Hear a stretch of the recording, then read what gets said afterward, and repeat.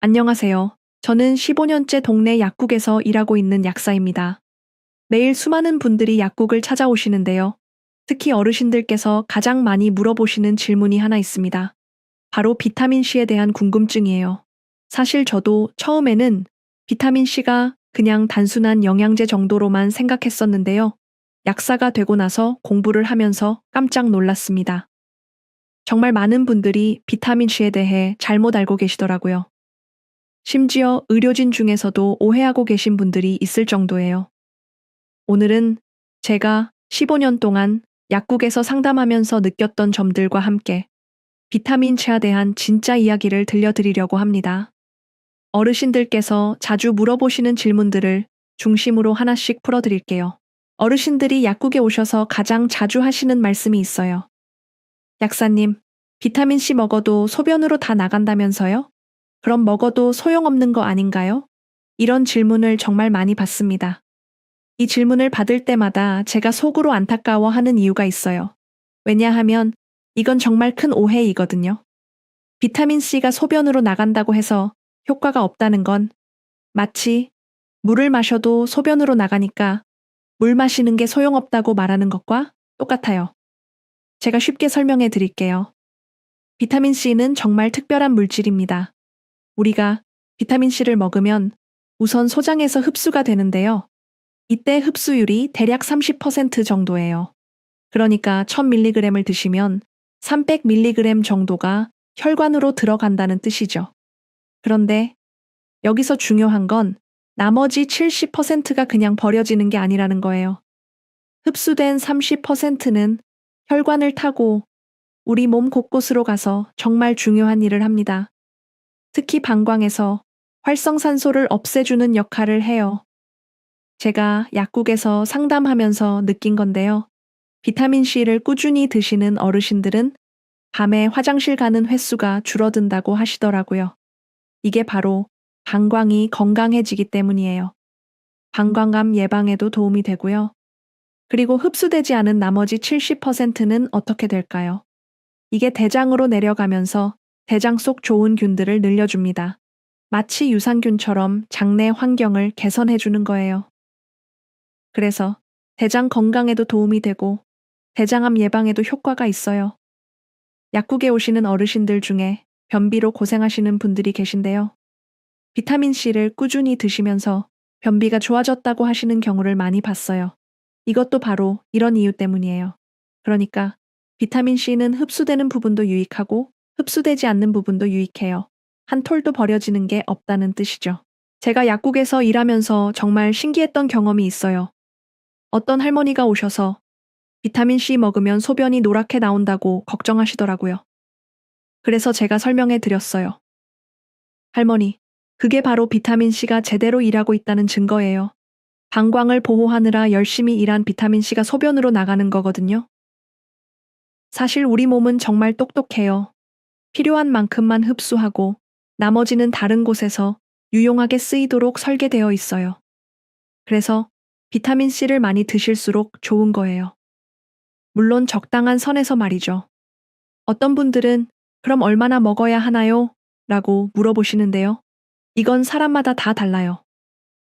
본인의 몸 상태와 생활 패턴에 따라서 조절하시면 됩니다. 중요한 건 꾸준히 드시는 거예요. 그러니까 앞으로는 비타민C가 소변으로 나간다는 말을 들으시더라도 걱정하지 마세요. 오히려 우리 몸이 비타민C를 제대로 활용하고 있구나 라고 생각하시면 됩니다. 저는 약국에서 일하면서 정말 많은 어르신들을 만나봤는데요. 비타민C에 대해 제대로 알고 계신 분들의 건강 상태가 확실히 다르더라고요.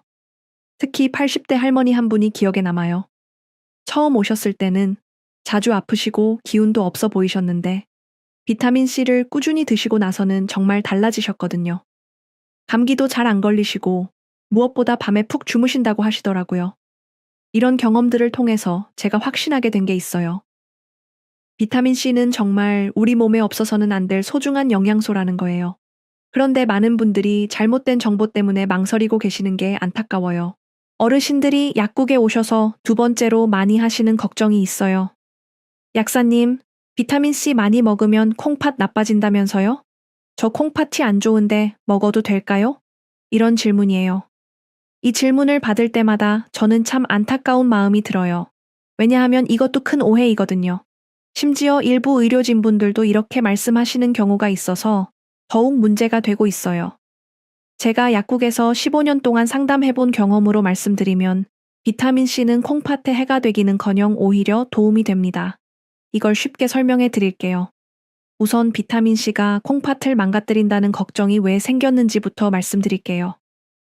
일부에서는 비타민C를 많이 먹으면 콩팥에 부담이 된다고 하는데 이건 비타민C의 특성을 제대로 모르고 하는 말이에요.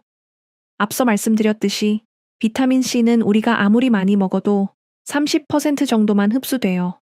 나머지는 흡수도 안 되고요. 그러니까 콩팥이 무리할 정도로 많은 양이 들어갈 수가 없어요. 제가 약국에서 어르신들께 자주 드리는 비유가 있어요. 할아버지 비타민C 걱정하실 거면 김치나 국에 들어간 소금부터 걱정하세요. 그게 콩팥에 훨씬 부담이 되거든요. 실제로 우리가 매일 먹는 짠 음식이 콩팥에 미치는 영향이 비타민C보다 훨씬 크거든요. 그런데 여기서 더 중요한 건 비타민C가 오히려 콩팥 건강에 도움이 된다는 거예요. 이걸 이해하시려면 콩팥이 어떻게 생겼는지 아셔야 해요. 콩팥 안에는 사구체라는 게 있어요. 이게 뭐냐면 아주 가는 혈관들이 실뭉치처럼 뭉쳐 있는 거예요. 마치 수세미같이 생겼다고 보시면 돼요. 이 작은 혈관들이 피를 걸러서 소변을 만드는 거거든요. 그런데 콩팥이 나빠지는 이유가 뭘까요? 바로 이 작은 혈관들이 막히거나 딱딱해지기 때문이에요. 혈관이 건강하지 못하면 콩팥 기능이 떨어지는 거죠. 여기서 비타민C의 역할이 중요해져요. 비타민C는 혈관을 튼튼하게 만드는 대표적인 영양소거든요. 옛날에 괴혈병이라는 병이 있었잖아요. 비타민C가 부족해서 혈관이 터지는 병이었어요. 그만큼 비타민C는 혈관 건강에 꼭 필요한 거예요. 제가 약국에서 상담하면서 정말 신기한 경험을 많이 했어요. 콩팥 기능이 안 좋으셨던 어르신들이 비타민C를 꾸준히 드시고 나서 검사 수치가 좋아지신 경우를 여러 번 봤거든요. 특히 기억에 남는 할아버지가 계세요. 처음 오셨을 때 크레아티닌 수치가 높아서 걱정이 많으셨어요. 그런데 비타민C를 꾸준히 드시고 6개월 후에 다시 검사해 보니까 수치가 많이 좋아지셨더라고요. 그때 할아버지가 하신 말씀이 약사님 덕분에 콩팥이 젊어졌네요. 였어요. 물론 이런 경우가 모든 분에게 나타나는 건 아니에요. 하지만 분명한 건 비타민C가 콩팥에 해롭지 않다는 거예요.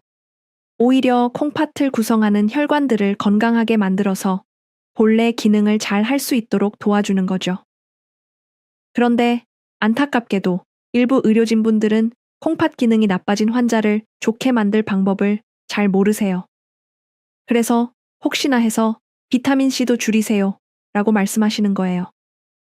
하지만 이건 정말 아쉬운 일이에요. 제가 약국에서 만난 어르신들 중에는 이런 분들이 계세요. 콩팥 기능 때문에 걱정하시면서도 비타민C는 무서워서 못 드시는 분들 말이에요. 그럴 때마다 저는 안타까운 마음으로 설명해 드려요. 어르신 비타민C 걱정하실 시간에 금연하시고 금주하시고 짠 음식 줄이세요. 그게 콩팥 건강에 훨씬 중요해요. 비타민C는 오히려 도움이 되니까 안심하고 드세요. 실제로 비타민C를 꾸준히 드시는 어르신들을 보면 전체적인 건강 상태가 좋아요.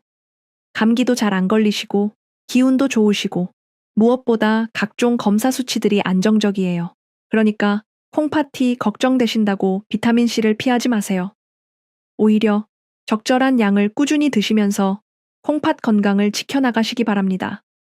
물론 콩팥 질환이 심하신 분들은 담당 의사와 상의하시는 게 좋지만 일반적으로는 전혀 걱정하실 필요가 없어요. 제가 약국에서 일하면서 정말 많이 받는 질문 중 하나가 바로 콜레스테롤에 관한 거예요. 약사님, 비타민C 먹으면 콜레스테롤이 떨어진다면서요? 정말인가요? 이런 질문 말이에요. 사실 이 질문에 대답하기가 참 조심스러워요. 왜냐하면 콜레스테롤에 대해서는 정말 많은 오해가 있거든요. 특히 어르신들은 콜레스테롤 수치만 보고 너무 걱정하시는 경우가 많아요. 우선 비타민C와 콜레스테롤의 관계부터 말씀드릴게요. 비타민 C를 꾸준히 드시면 콜레스테롤 수치가 조금 떨어져요. 예를 들어서 250이었던 수치가 220 정도로 내려가는 정도의 효과는 있어요. 이게 왜 그런지 설명해 드릴게요. 비타민 C는 우리 몸에서 콜레스테롤이 제대로 사용되도록 도와주는 역할을 해요. 콜레스테롤은 우리 몸에서 여러 가지 중요한 호르몬을 만드는 재료이거든요. 남성 호르몬, 여성 호르몬, 그리고 담즙산도 콜레스테롤로 만들어져요. 비타민 C가 이런 과정을 원활하게 해주니까 콜레스테롤이 잘 사용되면서 수치가 조금 떨어지는 거예요. 하지만 여기서 중요한 게 있어요. 저는 약사로서 콜레스테롤을 인위적으로 많이 낮추는 것에 대해서는 조심스럽게 생각해요. 왜냐하면 콜레스테롤은 우리 몸에 꼭 필요한 물질이거든요. 제가 약국에서 상담하면서 안타까운 경우를 많이 봤어요. 콜레스테롤 약을 드시는 어르신들 중에 콜레스테롤 수치를 너무 낮게 유지하시는 분들이 계세요. 그런 분들을 보면 면역력이 떨어져 보이시고 자주 아프시더라고요. 왜 그럴까요? 콜레스테롤은 우리 몸의 모든 세포막을 만드는 재료예요. 특히 면역세포를 만들 때 꼭 필요한 거거든요. 우리 골수에서는 매일매일 새로운 백혈구와 적혈구가 만들어지는데 이때 콜레스테롤이 부족하면 제대로 된 면역세포가 만들어질 수 없어요. 제가 약국에서 만난 한 할머니 이야기를 해드릴게요.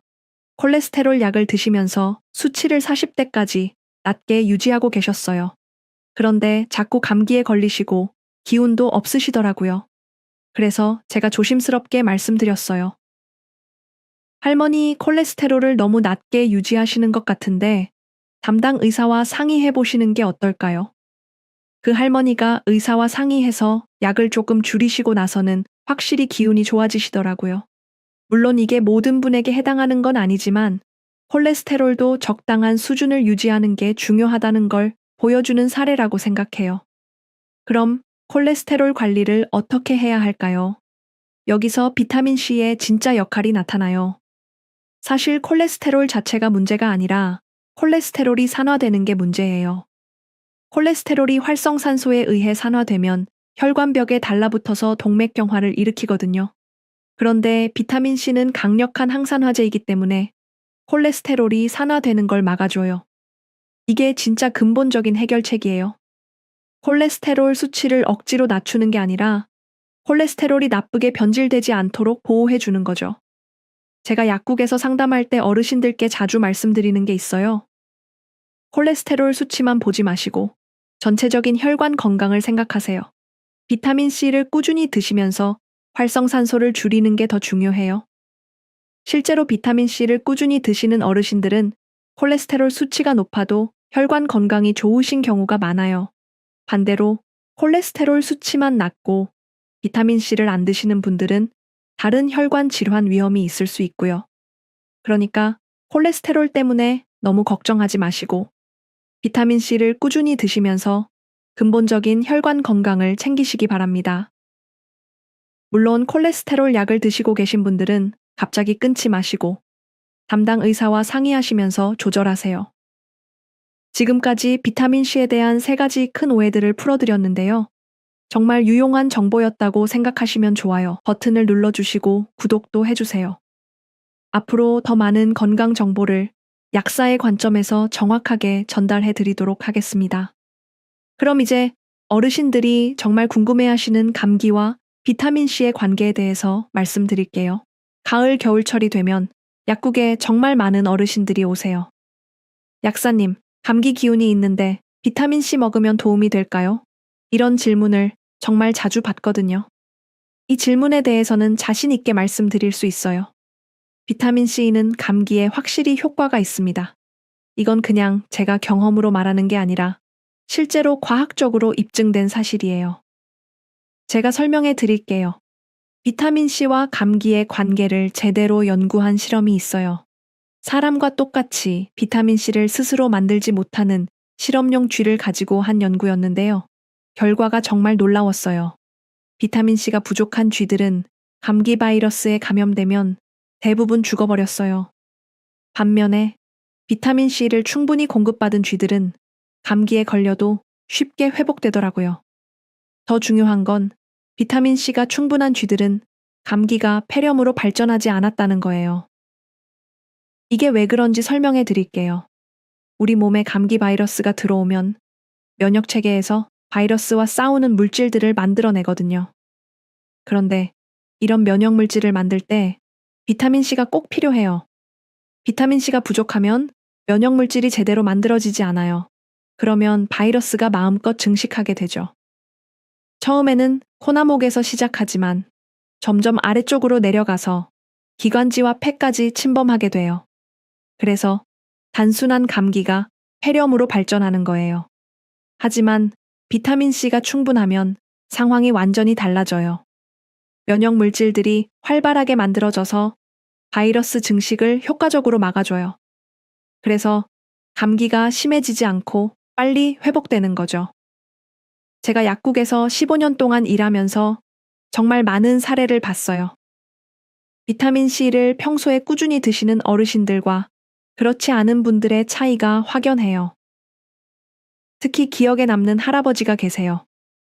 처음에는 매년 겨울마다 감기로 고생하시고 한 번 걸리면 한 달 이상 기침하시곤 했어요. 그런데 비타민C를 꾸준히 드시기 시작하시고 나서는 확실히 달라지셨어요. 감기에 걸리는 횟수도 줄어들었고 걸려도 일주일 정도면 깨끗하게 낫더라고요. 또 다른 할머니는 손자들하고 같이 살면서 자주 감기를 옮아 받으셨는데요. 비타민C를 드시고 나서는 손자들이 감기에 걸려도 본인은 안 걸리시더라고요. 약사님, 이게 비타민C 덕분인가요? 라고 물어보시길래 네, 맞습니다. 라고 답해 드렸어요. 그런데 여기서 중요한 건 감기에 걸린 다음에 비타민C를 먹는 것보다는 평소에 꾸준히 드시는 게 더 효과적이라는 거예요. 우리 몸의 면역 체계가 항상 준비되어 있어야 바이러스가 침입했을 때 빠르게 대응할 수 있거든요. 하지만 이미 감기에 걸리셨더라도 늦지 않아요.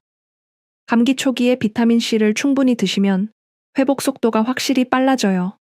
제가 약국에서 상담할 때는 평소보다 조금 더 많은 양을 드시라고 권해드려요. 어떤 분들은 감기에 걸렸을 때만 비타민C 먹으면 되지 않나요? 라고 물어보시는데요. 그건 마치 화재가 났을 때만 소방서를 만들면 되지 않나요? 와, 똑같은 말이에요. 미리 준비되어 있어야 효과적으로 대응할 수 있는 거죠. 특히 어르신들은 나이가 들면서 면역력이 자연스럽게 떨어지기 때문에 더욱 조심하셔야 해요. 감기가 폐렴으로 발전하면 정말 위험할 수 있거든요. 그래서 평소에 비타민C를 꾸준히 드시면서 면역력을 유지하시는 게 중요해요. 제가 약국에서 어르신들께 자주 말씀드리는 게 있어요. 감기는 만병의 근원이라고 하잖아요. 감기 하나 때문에 몸 전체가 약해질 수 있으니까 미리미리 예방하시는 게 최고예요. 그리고 한 가지 더 말씀드리고 싶은 건 이런 비타민C의 감기 예방 효과는 그냥 민간요법이 아니라 제대로 된 과학적 연구로 입증된 사실이라는 거예요. 세계적으로 인정받는 학술지에도 발표된 내용들이고요. 그러니까 감기가 걱정되시면 비타민C를 꾸준히 드세요. 특히 환절기나 주변에 감기 환자가 있을 때는 더욱 신경 써서 드시기 바랍니다. 여기까지 들으시면서 그럼 비타민C를 어떻게 먹어야 하는지 궁금하실 텐데요. 제가 약국에서 가장 많이 받는 질문들을 중심으로 올바른 복용법을 알려드릴게요. 먼저 가루 형태의 비타민C에 대해서 말씀드릴게요. 약사님, 비타민C 가루를 물에 타서 마셔도 괜찮나요? 이런 질문 정말 많이 받거든요. 결론부터 말씀드리면 물에 타서 마셔도 됩니다. 하지만 중요한 조건이 하나 있어요. 바로 즉시 드셔야 한다는 거예요. 비타민C는 물과 만나는 순간부터 산화가 시작되거든요. 그래서 물에 타놓고 시간이 지나면 효과가 많이 떨어져요. 제가 약국에서 어르신들께 추천하는 방법이 있어요. 물을 한 모금 입에 넣으시고 그 상태에서 비타민C 가루를 혀 위에 살짝 뿌린 다음 바로 삼키시는 거예요. 이렇게 하면 산화될 시간도 없고 신맛도 거의 못 느끼세요. 처음에는 조금 어색하실 수 있는데 연습하시면 금방 익숙해져요. 한 할머니가 처음에는 이렇게 먹어도 되나요? 라고 걱정하시더니 나중에는 이 방법이 제일 편해요 라고 하시더라고요. 만약에 물에 타서 드시고 싶으시면 컵에 물을 준비해 놓고 비타민C 가루를 넣는 순간 바로바로 드시세요. 절대로 미리 타놓고 냉장고에 넣어두시면 안 돼요. 그러면 비타민 C가 아니라 그냥 신맛 나는 물을 드시는 거예요. 그 다음으로 많이 받는 질문이 중성 비타민 C에 관한 거예요. 약사님, 속이 쓰려서 중성 비타민 C를 먹고 있는데 효과가 똑같나요? 이 질문에 대해서는 솔직하게 말씀드릴게요. 중성 비타민 C는 일반 비타민 C보다 효과가 떨어져요. 왜 그런지 쉽게 설명해 드릴게요. 비타민 C의 정식 이름은 아스코르빈산이에요. 여기서 산이라는 글자가 중요해요. 비타민 C가 항산화 작용을 할 때는 수소 이온을 내놓으면서 활성산소를 중화시키거든요. 그런데 중성 비타민 C는 나트륨이나 칼슘 같은 걸 붙여서 산성을 중화시킨 거예요. 마치 매운 음식에 우유를 넣어서 맵지 않게 만든 것과 비슷해요. 위에는 편하지만 원래의 매운맛, 즉 비타민 C의 항산화 효과는 많이 약해지는 거죠. 제가 약국에서 상담할 때 중성 비타민 C를 찾으시는 분들께는 이렇게 말씀드려요. 효과를 생각하시면 일반 비타민 C가 좋고 위가 너무 불편하시면 다른 방법을 찾아보세요. 그럼 위가 약하신 분들은 어떻게 해야 할까요? 제가 추천하는 방법들이 있어요. 첫 번째는 식사 직후에 드시는 거예요. 위에 음식이 가득 차 있을 때 비타민 C를 드시면 위벽에 직접 닿지 않아서 자극이 훨씬 줄어들어요. 특히 밥을 든든히 드신 후에 드시면 거의 불편함을 못 느끼세요. 두 번째는 양을 조절하는 거예요. 처음에는 적은 양부터 시작해서 천천히 늘려가시는 거예요. 예를 들어서 500mg부터 시작해서 한 달 정도 드시고 괜찮으면 1000mg으로 늘리고 이런 식으로 점진적으로 늘려가시는 거죠. 세 번째는 나누어서 드시는 거예요. 한 번에 많이 드시지 마시고 하루에 3-4번으로 나누어서 드시면 위의 부담이 훨씬 적어요. 제가 약국에서 만난 한 할아버지는 위가 많이 약하셔서 처음에는 비타민C를 못 드셨어요. 그런데 제가 알려드린 방법대로 식사 후에 조금씩 드시기 시작하셨더니 2달 만에 하루에 2000mg까지 드실 수 있게 되셨어요. 또 중요한 건 꾸준함이에요. 한 번에 많이 드시는 것보다는 매일 꾸준히 드시는 게 훨씬 좋아요. 우리 몸은 비타민C를 저장해 놓지 못하거든요. 그래서 매일매일 공급해 주셔야 해요. 제가 약국에서 어르신들께 자주 말씀드리는 게 있어요. 비타민C는 마라톤이에요. 단거리 경주가 아니라요. 천천히, 꾸준히 드시는 게 가장 좋은 방법입니다. 그리고 한 가지 더 팁을 드리면 비타민C는 공복보다는 식사와 함께 드시는 게 흡수율도 좋고 위에도 편해요. 특히 과일이나 채소와 함께 드시면 시너지 효과도 있고요. 어떤 분들은 비타민C 알약이 좋나요? 가루가 좋나요? 라고 물어보시는데 사실 어느 것을 드시든 상관없어요. 중요한 건 본인이 편하게 꾸준히 드실 수 있는 형태를 선택하시는 거예요. 알약이 편하신 분들은 알약으로, 가루가 좋으신 분들은 가루로 드시면 됩니다. 다만 가루는 보관할 때 습기에 주의하시고 알약은 유통기한을 잘 확인하세요. 마지막으로 정말 중요한 말씀을 드릴게요. 비타민C를 드시기 시작하셨으면 최소한 한 달은 꾸준히 드셔보세요. 일주일 드시고 효과가 없네요 라고 하시면 안 돼요. 우리 몸이 변화를 느끼려면 시간이 필요하거든요. 제가 약국에서 상담하면서 가장 보람을 느끼는 순간이 언제인지 아세요? 한 달 후에 다시 오신 어르신이 약사님, 확실히 다른 것 같아요. 감기도 안 걸리고 기운도 좋아졌어요. 라고 말씀하실 때예요. 그때가 정말 뿌듯해요. 마지막으로 정말 중요한 이야기를 해드릴게요. 요즘 천연 비타민 C라는 광고를 많이 보실 텐데요. 이것 때문에 혼란스러워 하시는 어르신들이 정말 많아요. 약사님, 천연 비타민 C가 합성 비타민 C보다 몸에 더 좋다면서요? 더 비싸던데 그걸 사야 하나요? 이런 질문을 받을 때마다 저는 안타까운 마음이 들어요. 솔직히 말씀드릴게요. 시중에 파는 천연 비타민 C 제품들, 대부분 마케팅 용어예요.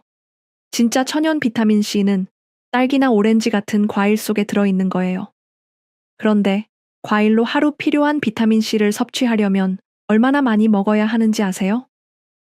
예를 들어서 비타민 C 1000mg을 과일로 섭취하려면 딸기를 한 박스 정도, 레몬은 20개 이상 먹어야 해요. 현실적으로 불가능하죠? 그럼 제품으로 나온 천연 비타민 C는 뭘까요? 사실 이것도 화학적 과정을 거쳐서 추출한 거예요. 옥수수나 고구마 같은 곡물을 미생물에게 먹여서 발효시켜 만든 거죠. 이게 어떻게 천연이에요? 제가 약국에서 일하면서 정말 화가 날 때가 있어요. 어떤 업체들은 합성 비타민 C는 석유에서 만든다면서 불안감을 조성하더라고요. 이건 정말 악질적인 허위 광고예요. 우리가 먹는 비타민 C는 대부분 곡물을 발효시켜서 만들어요. 옥수수 전분을 미생물이 분해해서 비타민 C를 만들어내는 거죠. 이게 생물학적 합성이에요. 어떻게 보면 우리 몸에서 일어나는 과정과 비슷해요. 그리고 중요한 건 비타민 C 분자 자체는 천연이든 합성이든 똑같다는 거예요. 화학식도 똑같고 우리 몸에서 하는 역할도 똑같아요. 마치 물이 빗물이든 수돗물이든 같은 물인 것처럼요. 제가 약국에서 만난 한 할머니는 천연이라는 광고에 혹해서 일반 제품보다 3배나 비싼 비타민 C를 사셨더라고요. 그래서 제가 설명해 드렸어요. 할머니, 그 돈으로 일반 비타민 C 석 달치를 사시는 게 훨씬 나아요. 사실 우리가 먹는 비타민 C 제품들은 순도가 95% 정도예요. 100%가 아니라고 걱정하실 필요 없어요. 나머지 5%는 부영제나 안정제 같은 거라서 전혀 해롭지 않거든요. 그럼 얼마나 먹어야 할까요? 이것도 자주 받는 질문이에요. 저는 한 번에 4000mg을 넘지 않는 선에서 하루에 여러 번 나누어 드시라고 권해드려요. 예를 들어서 하루에 12,000mg을 드시고 싶으시면 4000mg씩 3번에 나누어서 드시는 거예요. 아침 식사 후, 점심 식사 후, 저녁 식사 후, 이런 식으로요. 왜 한 번에 많이 드시면 안 되냐고요? 앞서 말씀드렸듯이 비타민 C는 흡수율이 30% 정도라서 한 번에 너무 많이 드시면 흡수되지 않고 그냥 나가버려요. 그럼 아까우니까 나누어서 드시는 게 좋죠. 제가 약국에서 상담할 때 어르신들께 자주 말씀드리는 게 있어요. 비타민 C는 양보다는 꾸준함이 중요해요. 하루에 많이 드시는 것보다 매일 빠짐없이 드시는 게 훨씬 좋습니다. 그리고 처음 시작하시는 분들은 1000mg 정도부터 시작하세요. 몸이 적응되면 점점 늘려가시고요. 급하게 많이 드시려고 하지 마시고 천천히 본인에게 맞는 양을 찾아가시면 됩니다. 오늘 제가 말씀드린 내용들이 정말 도움이 되셨다면 이 영상을 가족들과 친구들에게도 공유해 주세요. 특히 건강에 관심 많으신 분들께는 정말 유용한 정보가 될 거예요. 그리고 구독과 좋아요도 잊지 마시고요. 어르신 여러분, 오늘 긴 시간 동안 비타민C에 대한 이야기를 들어주셔서 정말 감사합니다. 제가 15년 동안 약국에서 일하면서 느낀 건 정확한 정보를 아는 것이 정말 중요하다는 거예요. 비타민C 하나만 제대로 드셔도 여러분의 건강이 많이 달라질 수 있어요. 감기도 덜 걸리시고, 혈관도 건강해지시고, 전체적인 면역력도 좋아지실 거예요. 마지막으로 당부드리고 싶은 말씀이 있어요. 건강은 하루아침에 만들어지지 않아요. 매일매일 조금씩 관리하셔야 해요. 비타민C도 마찬가지고요. 여러분 모두 건강하고 행복한 노년 보내시기 바랍니다. 궁금한 점이 있으시면 언제든지 댓글로 남겨주세요. 감사합니다.